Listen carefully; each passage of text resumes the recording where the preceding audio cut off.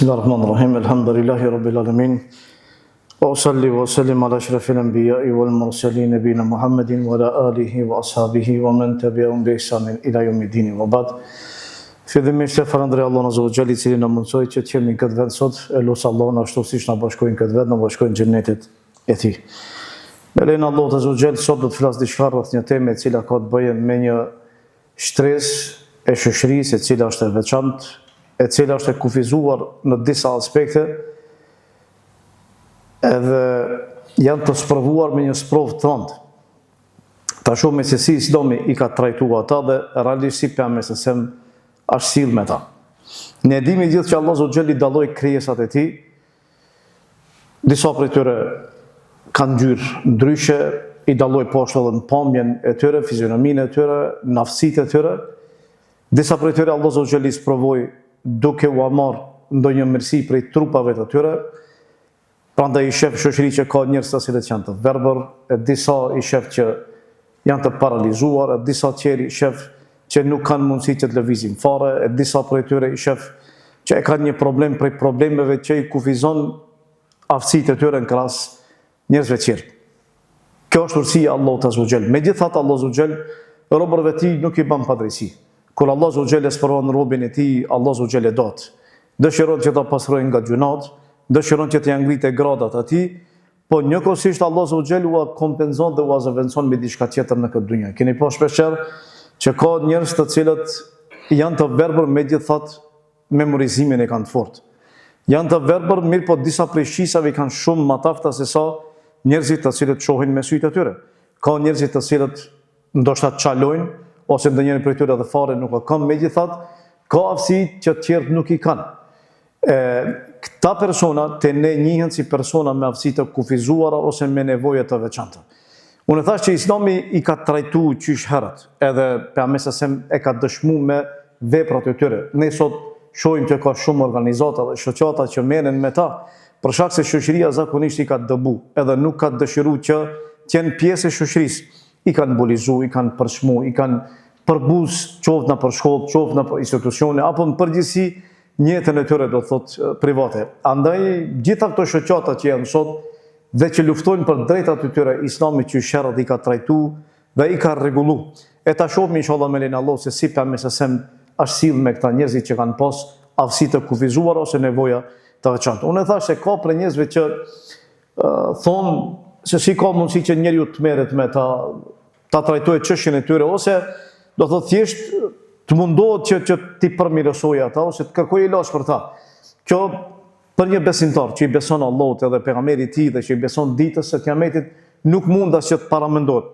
Po lëra me kaq, kjo edhe njeriu vetëm se nëse nuk ka njerëzi në shpirtin e tij mund t'i thotë këto fjalë. Po megjithatë gjejmë njerëzit të cilët fatkeqësisht i thonë këto fjalë. Te besimtari është e kundërta. Për neve prezenca e tyre është mëshirë, sepse neve na mëson dhuntinë Allahu azza wa jall, ti je mirë, elhamdulillah, syti ke, këmbë ti ke, nuk je i paralizuar, lëviz lirshëm, ai tjetri i ka këto probleme, ta kujton mirësinë e Allahut azza wa jall, ta kujton dhuntinë e Allahut azza wa jall që Allahu azza wa jall ta ka dhënë ty, edhe nxit për me falendëruar Allahun azza wa jall më tepër, edhe për me ditë vlerën shëndetit edhe më tepër. Normalisht edhe për ta është e mirë sprova, për shkak se Allahu azza wa jall kur e sprovon robën e dëshiron që ta pastron, të ngritë gradat, po edhe njëkohësisht është një e mirë po shoqërinë, se prezenca e tyre nuk kupton mëshirë për gjithë neve dhe po ashtu edhe rrezik që do ta shohim më vonë me lenin Allahu xhel pejgamberi se si e trajtoi këtë çështje.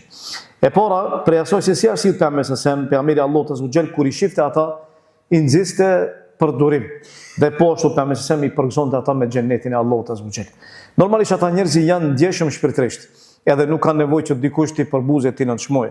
U mjafton atyre sprova që e kanë, edhe nëse ti shkon edhe i përbuz i nënçmon, atëherë vetëm se realisht i shkatron. Pejgamberi me dinte mirë mentalitetin e tyre dhe shpirtin e tyre, prandaj pejgamberi tha me një hadith siç e transmeton Enes ibn Malik, thotë që kam dëgjuar pejgamberin duke thënë që Allahu azza wa jall ka thënë, kur unë ja marr dy dashurit e tij robit tim dhe ai bën durim, unë ati ja kompenzoj me xhennet.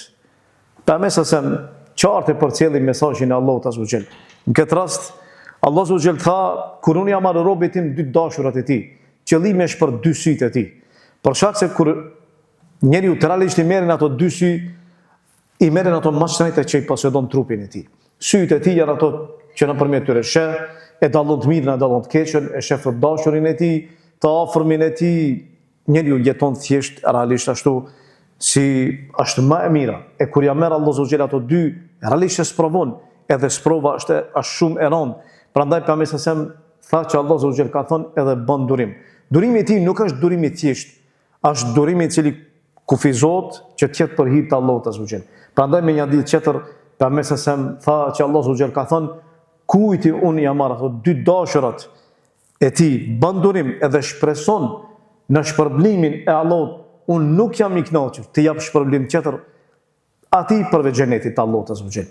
E shpërblimi i tij do të jetë xheneti i Allahut. Mirë bashkusht që kur Allahu azza xhel e sprovon me këtë sprovë të rëndë, ky person bëje durim për hir të Allahut azza xhel edhe shpresojë shpërblimin e Allahut azza xhel. Normalisht që kompenzimi është i madh. Mirë po megjithatë, kur njeriu logjikisht e mendon se këtë dunjë do të jetojë 20 vite, 30 vite, 40, 50, 60, po edhe 70, edhe 80, ajo kënaqësi që e ndjen me shikimin e tij nuk mund që të krahasohet me kënaqësinë që e ndjen në xhenetin e Allahut azza xhel. E kompenzimi është shumë i madh. Prandaj thonë edhe dietarët, ky hadith është argument se Allahu azza xhel do të thotë robin i cili bën durim gjatë belave, Allahu azza xhel është problem me xhenetin e tij. Dhe kur Allahu azza xhel ja merr atij dy që i doj shumë, që janë sytë e tij, edhe nuk ka mundësi që ta përjetojë kënaqësinë e tyre në këtë dunjë. Ai shpreson kënaqësi që do t'i marrë në xhenetin e Allahut, që normalisht janë kënaqësi afatgjate të përhershme përgjithmonë. Krahas do thotë atyre dyshive që i kanë dunjë, mirë po i kanë kufizuara për një periudhë caktuar, e ndoshta edhe gjatë pleqërisë, vetëm se i dobson, ndoshta dikuri, ndoshta dhe hum krejtësisht. Pejgamberi sa me një ditë tjetër tha: të shëndoshët, ata që kanë ndjen të shëndosh në këtë dunjë, dëgjoni mirë këto hadithe. Për shkak se shpesh herë te ne kemi këto problematika, pse mua Allah po më sprovon, pse Allah tjetri nuk e sprovon, dëgjoni mirë. Për shkak se janë tema që shpesh herë kemi problematika në kuptimin e tyre. Pejgamberi sa më tha, ata që janë të shëndosh në këtë dunjë, do kishin dëshiruar ditën e Kiametit, kur t'i shohën të sëmurët dhe ata që kanë pas belo në këtë dunjë, se si Allah Zogjel ish problem ata, këta të shëndoshe që kanë qenë në dunjë, do të dëshirojnë ditën e Kiametit që trupat e tyre në këtë dunjë t'ishin prerë me gërshër.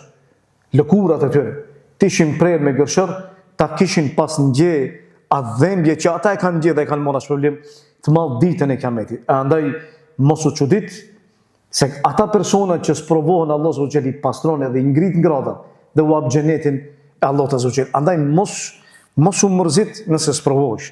Mos u mërzit nëse Allah Zogjel ta çon një bela. Mos e keq kuptohet çështjen e sprovës me mendu që Allah po të ndëshkon. Po edhe sikur me qenë një lloj ndëshkimi në syrin e parë. Realisht është mëshirë prej anës Allahut Azza wa Jall që Allah dëshiron nëpërmjet asaj sprove të kthen rrugën e drejtë. Për shkak se ti realisht e ke humb rrugën tënde, edhe nuk ken rrugën e drejtë. E Allah Azza wa Jall ta tërheq vërejtën thot o robim, moti sta kam dëgju zërin që më herët shpeshherë luteshe, falshe, agjeroshe, mirë po tash e ke arru Allah Azza wa Jall. E Allah Azza wa Jall këtë formë dëshiron që robin e vet ta ktheje ka veçja. Kjo realisht është mëshirë, e nuk është dënim, edhe pse vështrim parë duket që është dënim, mirë po realisht është rahmet edhe mëshirë prej anës Allahut Azza wa Jall. Pejgamberi sallallahu alaihi wasallam kur i shehte ata njerëz lutej për ta. Transmetohet se kur një sëmur shkonte te pejgamberi edhe po ashtu i asillnin atij atë të sëmur, ose vetë pejgamberi Allahut e vizitonte një të sëmur, pejgamberi Allahut lutej për ta. Ne shpesh herë kur shkojmë për të vizituar të sëmurët tonë në spitale, zakonisht keni po nuk u japim asnjë shpresë, edhe asnjë fjalë optimizmi. Zakonisht ne bile i demoralizojmë edhe më keq. Në vend se të thojmë Allahu të shëroft, ban sabër sa është pastrim, ne themi atyre shpesh herë kemi dëgjuar, ka qenë edhe dikush i sëmur si ti. Po s'ka mujt me bo sabër, ka ndru jetë. Po ti e demoralizon e shkatron njërin. A i bolle ka gajnjën e vetë, smunjën e vetë, ti edhe ma keq edhe e demoralizon e shkatron. E pejgamberi se kur ja sillnin dikë, apo shkonte e vizitonte, apo vetë i sëmuri vinte te ai, pejgamberi se më thoshte edhe lutej, edhe hibil bes, rabben nas, o ti zoti njerëzve. Largoje ose largoja dhimbjen, këtij të sëmuri. Ishfi u anta shafi, o Zot shëroja sepse ti me të vërtetë ja i cili shëron. La shifa illa shifauk, shifaan la yughadiru saqama. O Zot, ti ja i cili shëron. Me shërim të plot që nuk ka shërim tjetër përveç se shërimi yt, shërimi i cili e largon sëmundjen edhe nuk e kthen më. Allah Azza wa Jalla është ai i cili shëron. Mjeku kuron, kurse Allahu shëron. E me thonë që Allah Azza wa Jalla, ose me thonë që mjeku shëron është gabim. Normalisht është gabim edhe gabim i madh për shkak se kjo cilësi përket veç Allahut Azza wa Jalla. Ata ibn Abi Rabah tregon se Ibn Abbasi një ditë për ditëve i tregoi atij për një grua e cila ishte në Medinë ngjyrë zezë e gjatë në trup. Edhe i tha Ibn Abbasi, a dëshiron të tregoj për një grua e cila është prej banorëve të xhenetit? I tha ata Ibn Rabah, po. Tha, po shef këtë grua? Tha, po. Kjo grua erdhi te pejgamberi sallallahu alaihi wasallam një ditë për ditëve. Edhe ju ankua atij që po alivanosit. Kishte problem me epilepsin. Dhe për pejgamberit Allahut Azza wa Jalla kërkoi një gjë që sot neve as nuk na shkon ndërmend ta kërkojmë atë. Kjo grua e kishte problem epilepsin. Dhe shpeshher ndodhte që alivanosej edhe t'i zbulohej trupi i saj. Kërkon për pejgamberit Allahut Azza wa Jalla që t'i lutet Allahut që në momentet kur bie mos t'i zbulohet trupi i saj. E sëmur, e arsyetume për shkak se njeri kur alivanoset nuk e ka mendjen të kthjellët. Edhe mundet që trupi t'i shpaloset normalisht. Sot i ketë kthjellta, pa sëmura, edhe e shfaqin trupin e tyre, pas një problemi që pas një marrë. Kjo grua kishte turp, kishte marrë. I vinte marrë dhe në këtë gjendje t'i shpaloset trupi i saj. Edhe i tha pejgamberi sallallahu alaihi wasallam, lutë Allahun për mua. Pejgamberi sallallahu alaihi wasallam i tha asaj, tha nëse ban sabër e ke xhenetin. Nëse dëshiron që të lutem, atëherë do lutem që Allah u shëron. I tha jo ja Rasulullah. Do bëj sabër, mirë po ja Rasulullah, lutë Allahun që kur alivanosin momentet epilepsisë, atëherë mos të shpalosi trupi im. Edhe transmetohet se kjo grua kur vetëm se fillonin krizat e saj, shkonte edhe kapej për qabën, ose do të shkonte kapej për atë mbulesën e qabës që ishte në atë kohë. Edhe qëndronte ashtu derisa i kalonte kriza e saj. Kjo grua kishte turp, kishte marrë. E pejgamberi sa e dinte rastin e saj. Bashkëngjente me dhembjen e saj. Nuk e kishte problem kjo epilepsi. Nuk kishte problem se bante durim, bante sabër. Problemi ishte diku tjetër. Problemi që ne sot asgjë e mendojmë fare. Ti kur shkon te mjeku, ai vetëm se nëse thot shpalosin një pjesë trupit, jo vetëm se një pjesë, ti shkon e shpalos krejt. Edhe nuk i fare marrë. Hiç nuk vjen marrë, hiç. As të intereson, as burra, as grua, ose gruan tënde këtë. Ama hiç. Pastaj thu, jo, çka ka ndal këta? Si po flasin këta? Po kjo është prapë mbeturi. Nuk ka problem. Se cilë e merë funi gjënon me vete. Ama realisht, islami nuk mëson ashtu. Edhe ky islam as islam burimur, që ky islam që neve na ka mësuar Allahu subhanahu pejgamberi i tij. Ne nuk kemi islam tjetër. Ti mundesh me komentu si dush, mundesh me trajtu tekste si dush, është problemi jot. Ti e merr funi pasojë, nuk ka problem. Etiketimet, akuzat janë tuat, nuk ka problem. Funi kukyra nuk i bandam. Mundesh pas shumë ti që i bandam vetvetes, mirë, por realisht kështu kanë jetuar ata, prandaj edhe janë ngrit ata. Prandaj musliman kanë qenë nivel shumë tjetër. Krahas neve sot që jemi sot ku jemi edhe ankojmë në vazhdimsi se kemi probleme. Normalisht, ma herët nuk i kemi pas. Mirë, po vinë edhe krejt është rezultati i gjunave tona, edhe pasojë do thotë i tmetave tona. Ibn Ajeri rahimahullah kur e komenton këtë hadith, dikush thotë po mirë, pse kjo grua nuk kërkoi shërimin? A ka mundësi që dikush ta kërkojë shërimin? Po. Ibn Ajeri thotë kjo vlen nëse personi është i fortë, i fuqishëm, me iman, edhe ka mundësi t'i bëjë ballë smundjes atij, te ky person nuk ka problem nëse kërkon shembull që të merret veç me luqe, edhe mos kërkojë shërimin në aspektin e mjekësisë ose do thotë ilaçeve farmaceutike. Pavarësisht asaj se lejohet nuk ka problem, ose lejohet bashkimi i tyre, mirë po ka njerëz të cilët që kjo grua nuk do. Thjesht do xhenetin, Allah do sabër edhe vazhdon. E thotë nëse ai e di që është i fortë me iman, edhe di që është i fortë bindje, edhe ka bindjen e tij të fortë në Zotin e vet, edhe zemra e tij është e lidhur fort me Allahun Azza wa Jall, atëherë mund që të vazhdojnë normalisht, nuk ka problem, këtë aspektet nuk ka gjuna me lejen e Allahut. Pejgamberi sa për kujdeset për gjendjet e tyre. Edhe çdo kur folte me ta, kur bisedonte me ta, i zgjidhte fjalët më të bukura, më të përshtatshme për ta në emërtimin e tyre. Ti sot kur e shef një person i cili është i verbër, çka i thu? O ti qorr. Apo kur e shef një person i cili çalon, çka i thu? Çka i thu? Çka i thu? O i ti i cili sakat. Ka mos s'më kujtoj kësi. Sakat. Këto terme janë terme për buse, apo? Edhe ata kanë ditë me shpreh, po nuk i kanë shpreh. Pejgamberi sa nuk i ka shpreh këto shprehje. Pejgamberi ndryshe ka vepruar. Ne e kemi një shëmbulltyra jonë është pejgamberi sa e pejgamberi Allahu te Azza kur shkuan, siç e transmeton Xhabir ibn Abdullah, kur shkuan ta vizitojnë njërin prej sahabëve, ta shkojmë deri te Basiri. Basir do thotë personi i cili sheh, i cili shikon. Ai ishte i verbër. Ta po shkojmë deri te Basiri, te fisi Beni Waqif, që ta vizitojmë. E thonë dietarët, ky person ka qenë i verbër.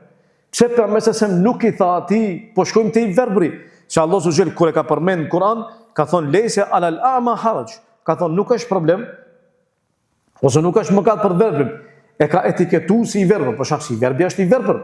Mirë, po pejgamberi nuk ka thonë kështu.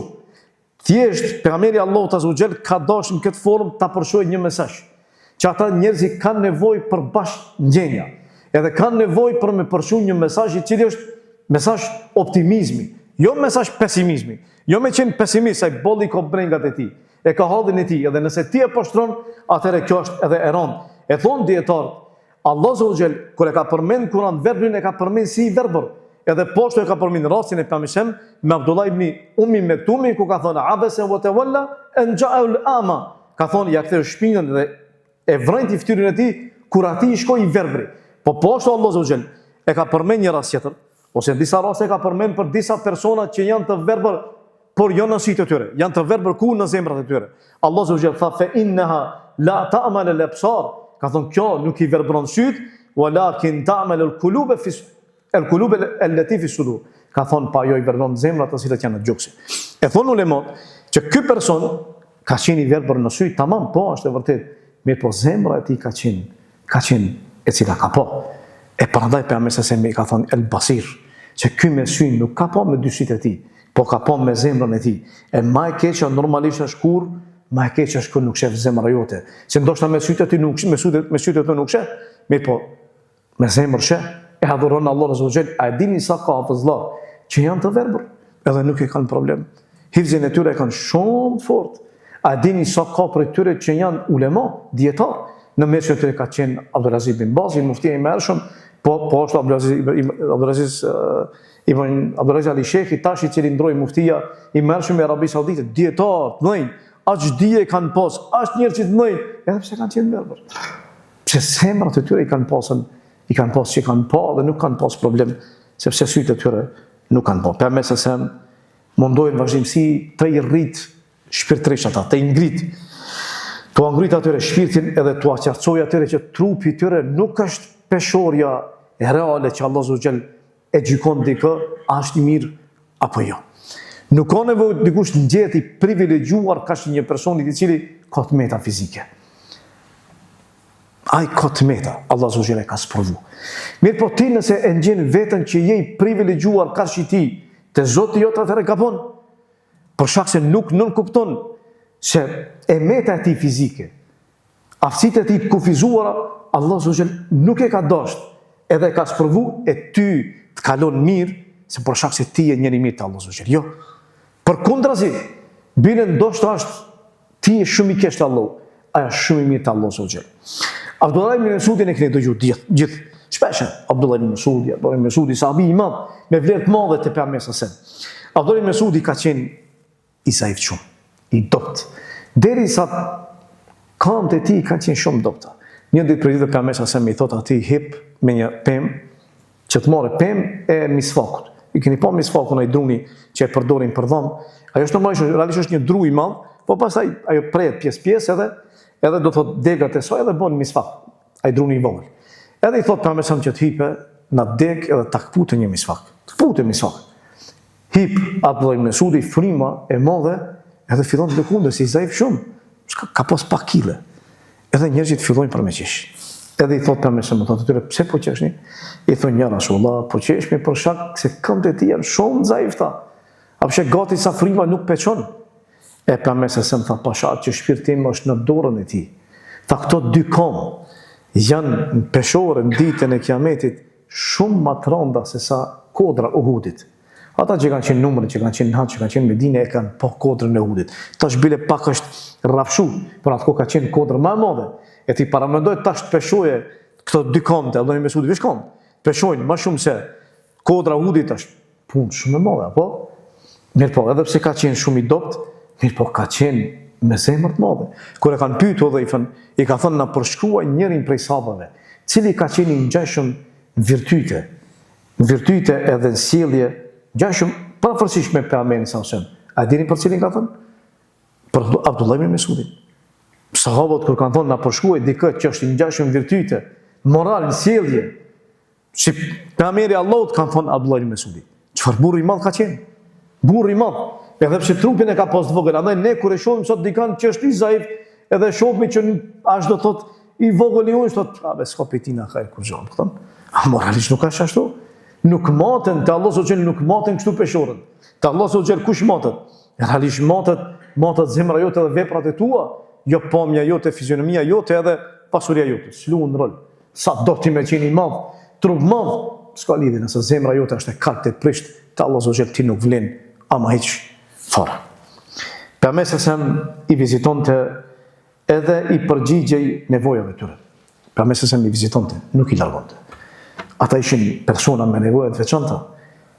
Pejgamberi shkonte i vizitonte, nuk e kishte problem. Fare. Ne kemi problem, mi thonë me shku me vizitu njoni që ka një problem i cili është i kufizum nafsit e ti, ose personi ka të meta fizike. A shkon? Jo. Ose të meta mendur? Jo. A be thua i shmendur am kutën. E budallë. Shka shkojtaj? Pejgamberi shkonte i vizitonte. Transmeton Aidban ibn Malik, ka qenë sahabi i cili ka dëshmu në Bedr, ka qenë prej Ensar. Se shkoi te pejgamberi sallallahu alaihi wasallam dhe i tha ja Rasulullah, sytë me i kam dofta. Jam imam në xhami. Ka qenë imam në një xhami. Thot kur bie shi luginën që e ka pas mbushet me ujë dhe s'ka mundësi që të shkojë tu afale namazin aty. I tha ja Rasulullah, a ka mundësi ti me ardh deri te unë, deri te shtëpia? Po du me ardh edhe mu falë në shtëpinë time, që unë atë vend ku falësh ti, ta marr për vend falje. Pejgamberi Allahut azza wa jall tha do ta bëj inshallah, do vi inshallah. Kjo tregon se pejgamberi sa është për kujdes për ta. Ky njeri ka pas problem. Ka qenë i verbër, mirë po lejohet që i verbri qëtë imam. Nëse sot na del neve një verbër, a le imam, a i falësh mas, pikpyqe. Thot që ka mundësi një i verbër me na dal imam. Po, lejohet me dal i verbri imam, se i verbri duhet me ka mundësi me ditë shumë më shumë se sa ti, Kur'an, tamam, a del po, ban me dal pse jo, nuk ka problem. Kjo kallzon që i verbri lejohet për me dal imam.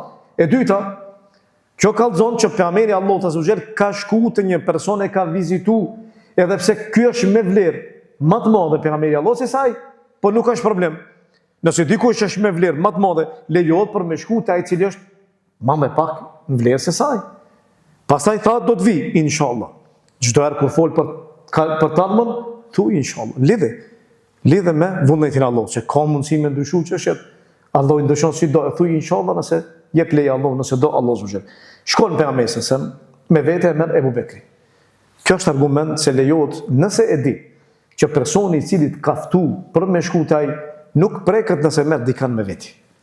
Nuk ka problem. E merr dikan, nuk ka problem. Lejohet nëse e di që nuk ka dëshirë, ka thirr veç ty, shko veç ti, mos ja çon organizat me veti.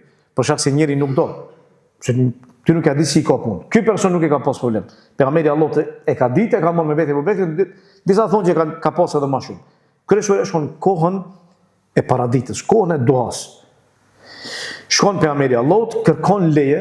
Kjo është argument që kur shkosh diku nuk hem në një shtëpi, sikurse më kon në shtëpinë tonë, po i të shku diku tjetër, edhe kërkon leje për me jep lejen, hym pejgamberi sallallahu. Pasi që hym pejgamberi Allahut azza wa jall brenda, nuk ulet, thot kallzon më venin kash për më fal.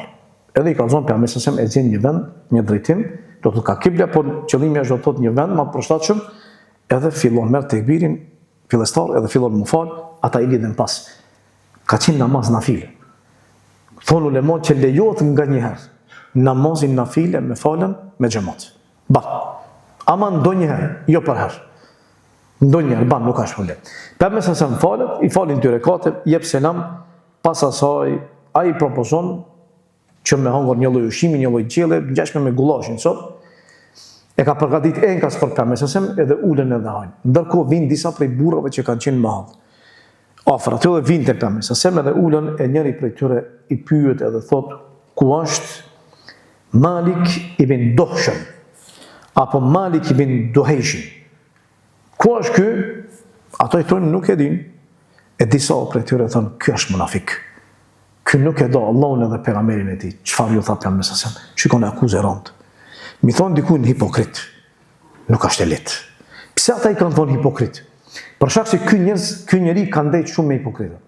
Edhe është këshillu me ta, megjithatë pejgamberi nuk e etiketoi si hipokrit. Nuk e etiketoi si hipokrit. I tha pejgamberi atyre, ose ati i tha, mos thuaj kështu. Tha, a e di ti se ky person ka dëshmu shahadetin, ka thonë la ilaha illallah, edhe me atë e ka synu ftyrën e Allahut. Tha ja Rasulullah, Allahu dhe pejgamberi i tij e din, po na tha e shohim tha ftyrën e tij na duket ashtu, sepse ai qëndron shumë me hipokrit. E pejgamberi tha, Allahu subhanahu ja ka ndaluar zjarri i xhenemit ta preket trupin e atij i cili thotë la ilaha illallah edhe kërkon ftyrën e Allahut me atë. Ai ka dëshmu haptazi. Zemër unë edhe ti nuk e kemi hy, edhe nuk e drejta me gjyku për zemrën e ti, për shkak se ti nuk e di. Ty gjykon bas qashmas. Zemrën e gjykon veç Allah subhanahu. Përderisa njeri ka dëshmu shahadetin, ai është musliman edhe mbetet çështja e tij si musliman. Pejgamberi sallallahu alaihi wasallam i uzonte ata për çështje që ishin më të mira. Kur vinte dikush prej tyre, edhe kërkonte këshill, sikur se ti tashmë një person i cili është i kufizuar, e ka një smundje caktuar mendore ose fizike, vjen kërkon prej te një këshill. A e këshillon? Ndoshta dikush prej Ahmetit thot, tamam se gjuna po vjen. Pejgamberi Allahut i ka mëshiru, edhe kur ka pas nevojë për diçka i ka këshillu. Edhe vjen i muezini pejgamberi Abdullah ibn Ummi Mektum. Edhe i thot pejgamberit Allahut azza wa jalla ya Rasulullah. Tha jam i verbër. E ka ditë ka qenë i verbër krejtësisht. Nuk kam kushtu më sjellë deri në xhami. E a ka mundësi që unë të falem në shtëpi, ndonjëherë kur s'kam me kan, ose bie shi ose diçka e ngjashme, ka thonë pejgamberi Allahut azza wa jalla, ka thonë tamam, shko, nuk ka problem, fali. Fali të shtëpia namazin. Pas ju kthy, i tha pejgamberi sa ti a e dëgjon ezonin? I tha po. Atëherë tha jo.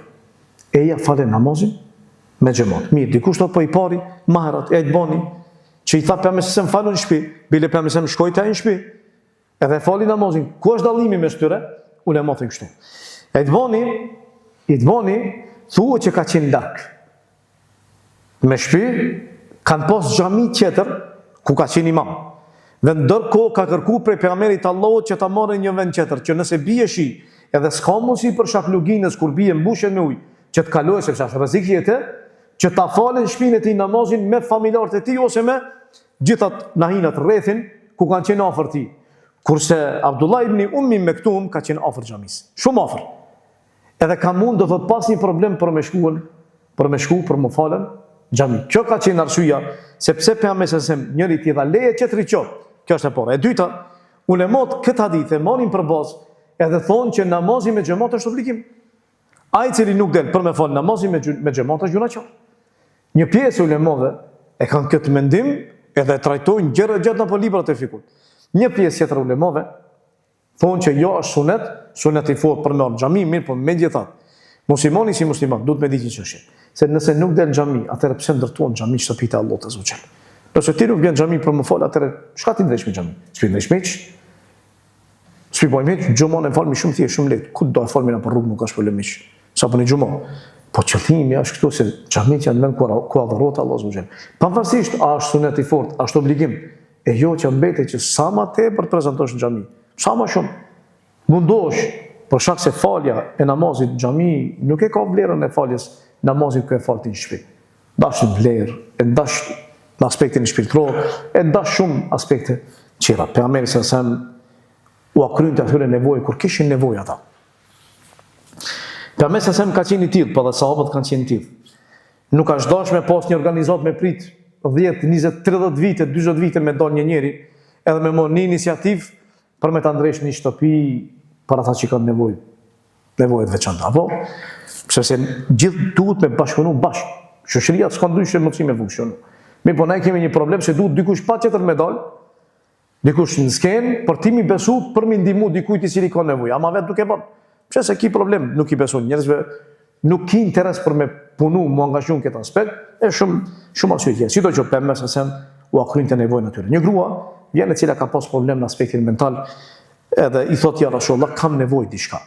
Pejgamberi sa pasi ka qenë grua, edhe ka qenë vetëm, s'ka pas mahrem me veti, as vllavin, as burrin, as fëmin, Pejgamberi sa i tha nuk ka problem. Mirë po tha këshirë, oj, nona e filonit, tha zgjedhë një rrugë sokak ku ka njerëzi, ku kalojnë njerëzi shumë. Që njerëzit kur kalojnë, do më thonë që këta dy mos jenë vetëm. Burrë dhe gruat vetmonën të mendojnë dikush kesh, jo. Atë që e ke, le të qetë ku ka njerëzi, ku lëvizje njerëzi. Edhe ashtu ndodhe, zgjedhë një rrugë del, Pejgamberi sa bisedon me ta për nevojën e vetë çka ka, edhe ja kryen nevojën, edhe hec, edhe shkon. Ky ka qenë Pejgamberi sa modest, i thjesht, me gjitha ato virtite që Allah Zogjel e lavdroi atë.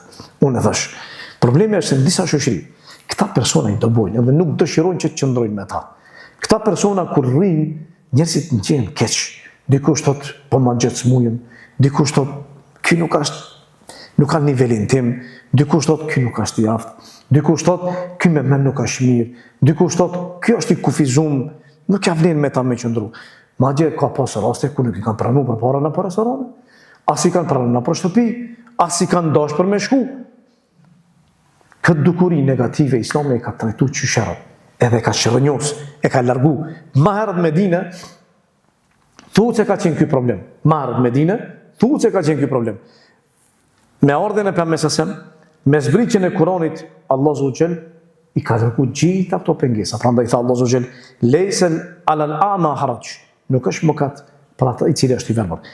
Wala alal a'raji haraj, edhe ai i cili çalon, edhe për ta nuk është problem. Wala al maridi haraj, edhe për sëmurin i cili është i sëmur nuk është problem. Wala ala anfusikum, edhe për vetët e tuaj që ju të hani në shtëpitë e tuaj apo shtëpitë e baballarëve tuaj, e nënave tuaj e kështu me radhë Allah Zogjel e ka vazhduar jetën. Ulema thonë që kjo është argument që nuk është problem nëse dikush vjen në shtëpi prej atyre që është me aftësi kufizuara ose nëse ti e merr. Se nuk bëhet beti për kundrazi veç që zbut zemrën atij. Se ai nuk ka diçka që të infekton, edhe nuk ka diçka që të smun, s'ka nevojë që ka më frigu për atina. Se edhe është njeri sikur se ti. I njëjtë, kur gjo s'ka dallim. Do shta bidëm ti ma i keq shitja Allah Zogjel. Po, do shta disa aspekte i ma i min aspektin trupor, po kjo nuk lunë rol, do thot aspekte Allah Zogjel. Për me sësem, ka pos për i tyre që u ka dhonë edhe detyra.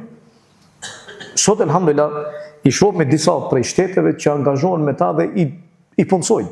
Ka dhe prej firmave, fatkeqësisht, jo muslimanë, më ka rrasi me pati muslimanë pak kanë po. Se muslimanë të frigohen se nëse i shef mushteria, ata nuk kanë me ble. Shtetet i angazhojnë, po shak se ata kanë nevojë. Mundu me punu 30%, 50%, 70%, do shta jo 100%, po 1% jetë vogël mundu me punu. Kryesorja ai punon, angazhohet. Kjo është e mirë edhe për ta, edhe për shoqërinë. Ka mesesem Abdullah ibn Umi Mektumin, i cili ishte i verbër, e linte imam kur shkonte në ndonjë betejë. Dilte me sahabët, e ata që mbeteshin në Medinë, që ishin të sëmurë, që kishin arsye për mos me dalë në betejë, Abdullah ibn Umi Mektum ishte imam. U dilte atyre imam. Edhe ka dalë disa herë imam, e ka lënë vetë pejgamberi Allahu të Zogjel. Poshtu, për mesesem, Abdullah ibn Mektumit ja ka dhënë mundësinë që ta thirrë ezanin e dytë në Ramazan. Ata që kanë qenë Mekë Medinë e dinë se thirrën 2 ezana në sabah. Në ezan thirr 1 orë diku përpara se me hik koha sabot. Pse thirrë ezan? Ai ezan thirr që ty me ta bë me dije se gati është sabon. Çu. Ose ata që janë agjërushëm, që agjërojnë nesërmen, çunu hani sifir. Prej këtij ezani deri te ezani tjetër është diku shembull 1 orë. Ata e kanë ditë. E i pari që e ka thirrë ezanin e parë ka qenë Bilal. E ezanin e dytë e ka thirrë Abdullah ibn Umi Mektumi. E ky ka qenë i verbër. Nuk e ka pa agimin, e njerëzit i kanë thonën, erdhe agimi, kur erdhe agimi është ngrit, edhe e ka thirë, besonin, i ka besu pejgamberi Allahut azza wa jalla atij. Pejgamberi sa ka paralemru që mos të lëndohen këta njerëzi, edhe mos dëmtohen, mos përbuzën në asnjë lloj forme. Pejgamberi sa më tha, mel'unun i mallkum është ai person i cili të verbrin e çon diku tjetër jo nga rruga vet. Një verbër vjen, edhe kërkon prej te për me uzu, ose mi ndihmu me marrë me çu dikun. Ti e mashtron, e çon diku tjetër, ose e merr për dorë, e çon diku ku nuk duhet, ose fare nuk të intereson. Pejgamberi më tha, i mallkum është ai i cili të verbrin e devion nga rruga e tij. Pejgamberi sa na lajmëroi se për krahje e ummetit bëhet veç shkaku i tyre. Dëgjoni këto hadithe që i përmenda në fillim. Pejgamberi sa më tha, kur Sadi tregoi se ka privilegj, ja dha një këshill shumë të madhe. I tha pejgamberi sa ju a përkraheni si ummet, edhe ju vjen rrosku, vetëse shkaku i të dobtave tuaj, ju që ta cmu që i keni shoqëri, edhe që ta persona që i keni me të meta fizike apo të meta mentale, apo disa dopt që janë gratë e fëmijë, shkaku i tyre Allah zot që çon rrezik. Ta dish se kur nuk bie shiu, e ma vonë bie shi, dije që ndoshta sebeb është njëri prej tyre. Kur nuk ka rrezik me një vend, dije që ata janë sebeb. E pejgamberi sallallahu alajhi wasallam tha, me një hadith tjetër, tha ju andihmoni prej Allahut, edhe a ju çon Allahu rrezik, vetë se shkaku i të dobtave tuaj, do thotë që prezenca e tyre qenë ka mëshirë me një shoqëri, e nuk qenë ka dënim. Nëse i shef ata në shoqëri, dije që ata janë mëshirë për ty, me ta rikujtu Allahun, me ta rikujtu dhuntin që Allah zot ta ka dhënë ty në trupin tënd, edhe në mendjen tënde. Po do ta dish një çështje tjetër, që rrezikut që të vjen, që i shef këto dhunti, këtë shi, ato mirësi, Allah zot ta çon veç shkaku që atyre që janë çato të ngratit e çato të dobtit. Se për ndryshe Allah zot edhe shkatron. Prandaj thoshte pejgamberi sa misillni ata dobtit e tuaj që i keni ju në shoqëri, sepse ju përkraheni edhe keni rrezik nëpërmjet tyre. Allah zot i çon ata sebeb që normalisht që prezenca e tyre tjetë shkak për me pas që ujë e me pas dhe që bereqet. Edhe me pikën e fundit për e përfundoj, për mesësem në përositi nëse e shohim dikë për e tyre. Që ta lutim Allah në zëvgjër që mos në sprovoj e sikur që ka sprovu ata. Që nuk është sprove letë, është sprove rëmë. Me djethat edhe pse i më shiron edhe sile shmirë me ta, me djethat njeriu është e rëmë ta tjetë i tilë. E prandaj pejgamberi sa tha kur dikush e shef do njërin që Allah zot ka sprovuar me fatkeqësi, le thot elhamdulillahi alladhi afani mimma ibtalaka bihi. Kjo është luçi që preferohet me thonë. Falënderimi i takon Allahut i cili nuk më sprovoi, që më ruajti nga ajo që ty të ka sprovuar. Se sprova mundet me qenë trup, sprova ka mundësi me qenë edhe në dunjë, sprova ka mundësi me qenë edhe në fe. E shef një person i cili ka deviju për fesë Allahut azza wa jall, e thu këtë luçje. Elhamdulillahi alladhi afani mimma ibtalaka bi wa faddalani ala kathirin mimmen khalaqa tafdila. Dhe Allah azza wa jall më ka bërë në një gjendje më të mirë se sa shumë prej krijesave të tij. Tha përse kush e thot këtë luçje, Allah azza wa jall do ta mbrojë që mos provohet me të njëjtën sprovë që e ka po atë njeri. E disa prej dietarëve kanë thonë, këtë luçje e thon haptazi, që tani e krejt dunjoja, tani edhe ai i cili është i sumur, apo e thot heshtazi, thanë ulema që e thot në vetmi, e thot vetë.